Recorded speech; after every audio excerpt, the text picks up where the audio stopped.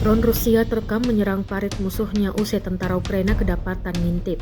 Pengintai mendapati seorang tentara Ukraina sedang memantau situasi di luar parit hingga berakhir kena drone. Rekaman detik-detik serangan diunggah di Telegram pada Kamis 6 Februari 2025. Dalam keterangan unggahan disebutkan inilah pilihan pekerjaan FPV pada posisi tentara Ukraina di sekitar hutan. Selama penyerbuan, lokasi personel beserta tenaga Ukraina dihancurkan, klaim militer Rusia.